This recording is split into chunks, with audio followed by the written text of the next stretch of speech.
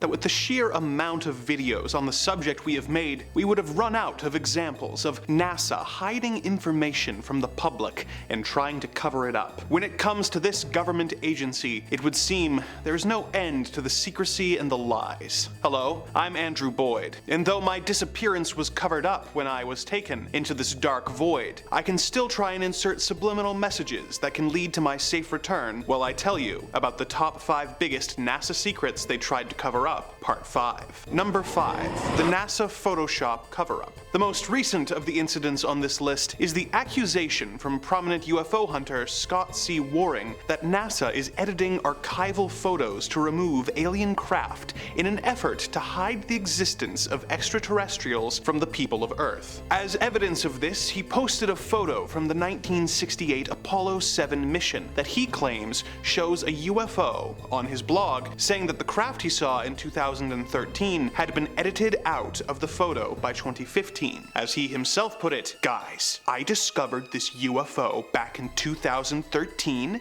and NASA used my website to edit it out by 2015. Now I have found them in the US National Archives. They have accidentally saved the original Apollo 7 photo with the UFO in it. The photo in question shows a black object seemingly floating below the Apollo 7 spacecraft and above the planet. The supposedly edited photo does not show the small black object." Waring expressed his concerns in the following quote, "This is 100% proof that NASA used my discoveries and used photo editing software to edit out the UFO and then add a lot of contrast to the original photo to cover up most of the detail. Then, to top it off, they no longer have the largest 5 megabyte size to download, but instead only have a tiny thumbnail of about 200 kilobytes in size. Its reduced size and quality has destroyed its usefulness. NASA has to be stopped. This kind of cover-up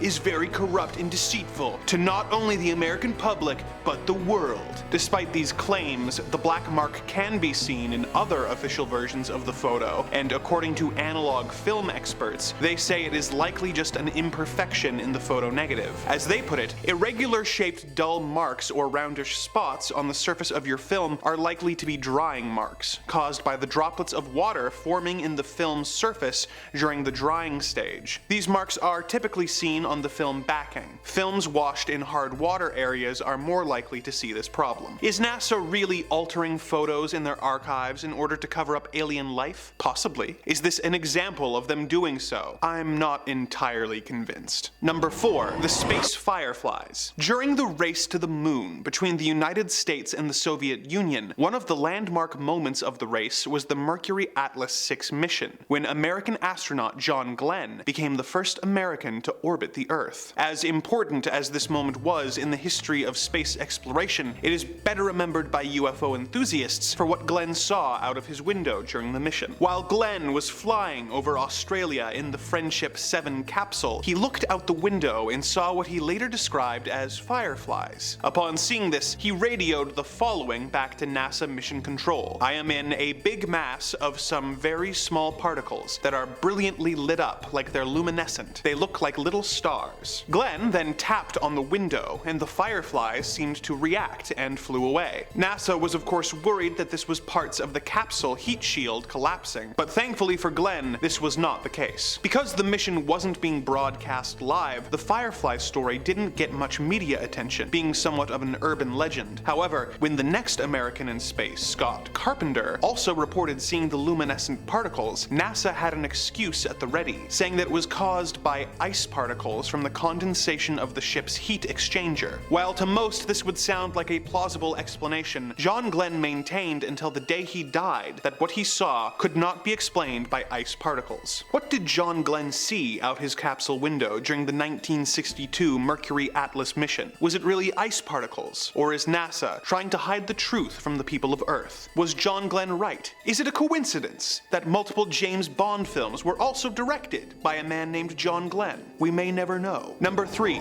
Shuttle Atlantis' close encounter. In an age of internet and live broadcasts, it is getting harder and harder to prevent information from reaching the public, with it usually being only a matter of time before secrets find their way out of the shadows and into the light. Such is the case in our next entry, which happened in 2006 during the STS-115 mission of the Shuttle Atlantis to aid in the construction of the International Space Station. The shuttle and its crew had successfully completed its mission and had almost completed the trip back to Earth when Mission Commander Brent Jett looked out the window and noticed, as he put it, some kind of reflective structure. He radioed Mission Control and told them what he saw, telling them that what he was looking at, quote, didn't look like anything I've ever seen outside of this shuttle, that's for sure. NASA was worried that whatever the object was, it might be some crucial part of the craft that had broken off. They took control of the cameras that were broadcasting the mission to try and get a look at what Commander Jett had seen. To the shock of all the cameras, it saw 3 bright objects in the sky. The information was picked up by the media,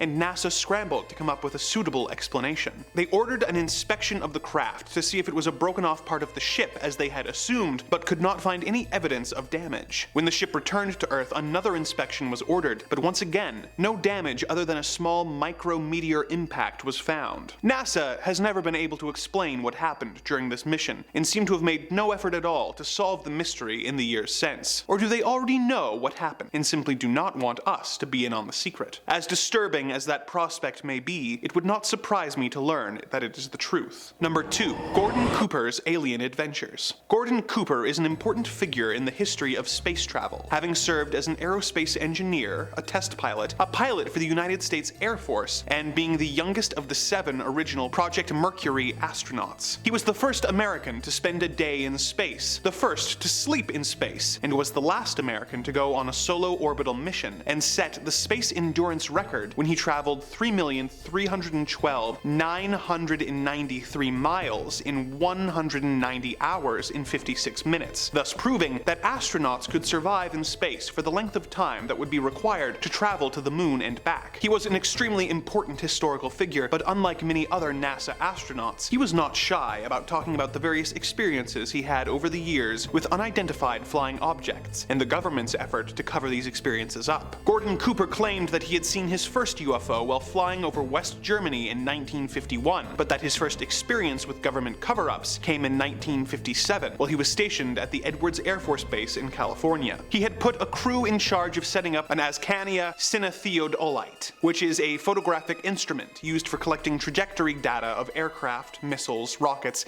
and other similar equipment. The equipment was set up on a dry lake bed and set to take pictures at 30 frames per second as aircraft landed. The men later reported to Cooper that they had seen something odd, and had captured images of a strange-looking saucer-like aircraft that hadn't made any sound while landing or taking off. The men were used to seeing experimental aircraft, but were unnerved at the sight of this saucer, which had hovered over them, landed about 50 yards away using 3 extended landing gears, but had taken off when they had approached for a closer look. Cooper called a special Pentagon number, which was meant for reporting such phenomena, and was told to have the film developed, to make no prints of it, and to send it to them in a locked courier pouch. However, as Cooper would later admit, they hadn't told him not to look at the negative before sending them out. He looked at them and saw incredibly high-quality images of the flying saucer. He had expected there to be a follow-up investigation, but never heard anything further. He tried to track down what happened to the images, but never found out, assuming that they ended up in the Air Force's Project Blue Book, which was the Air Force's official UFO investigation. He had to deal with more government concealment, this time from NASA, when he did his solo orbital mission in 1963. While being broadcast live on NBC, Cooper told Mission Control that he could see a glowing green object which was rapidly approaching his craft. The object was not an illusion and even showed up on radar, but when he returned to Earth, he was forbidden to talk about the experience any further with the press. The reporters brought in for the subsequent press conference for the mission were also told that they could not ask Cooper about the green orb either. Years later, Cooper would talk about this encounter more openly and discuss the fact that NASA and other government agencies were covering up several stories of UFO encounters. He even spoke to the United Nations on the subject, saying, "Authority is afraid that people may think of God knows what kind of horrible invaders. So the password still is, we have to avoid panic by all means." Did Gordon Cooper really see multiple UFOs during his life? And if so, did NASA and the Air Force prevent the public from learning about these visitors from another planet in an effort to avoid panic? Will there ever be a point in history where they trust the people of the world to be able to handle such news? Much like the identity of the flying saucer's pilots, it is unknown. Number 1. Did we even go to the moon? As we bring our video to a close, we must talk about one of the most popular NASA cover-up theories out there. While several people are convinced that NASA has come across evidence of alien life that they are keeping from us, or that they have even managed to make contact with extraterrestrials, there is still an inherent level of trust involved in those theories. The idea that NASA is covering up such evidence relies on the belief that NASA has really managed to send men to space. However, there are a significant number of people who don't even trust that this occurred, believing that man has never set foot on the moon. In the interest of fairness, let's explore this theory further. The gist of the theory is that while the United States and Russia were racing to see who could get to the moon first, the United States government built a set and filmed fake astronauts pretending to walk on the moon, broadcasting the footage across the world and effectively ending the space race in their favor. Some theories even say that famous director Stanley Kubrick was hired after the impressive special effects in his science fiction film 2001: A Space Odyssey caught the eye of the US government. He was apparently hired to direct the allegedly fake moon landing. The evidence that people have latched onto over the years include shadows in photos that don't line up how people think they should, claims that the astronauts could not survive the Earth's radiation field, the lack of stars in the moon landing photos, and the infamous American flag that they claim appears to be flapping in the wind despite the lack of wind on the moon. Most, if not all, of this evidence has been explained by NASA, but once someone is convinced that the moon landings are fake, no explanation from NASA is going to convince them. Whether the moon landing is real or not, it is a good example of how the public's trust in a government institution can erode to the point where some people feel like they can't even take the most basic bits of information provided by NASA for granted. The dark forces that are keeping me prisoner in this evil dimension have asked that I remind you to like and comment on this video, and subscribe to our channel, lest they be forced to bring you to this lifeless void, where they will force you to tell stories about the macabre and the disturbing here on Top 5 Scary Videos.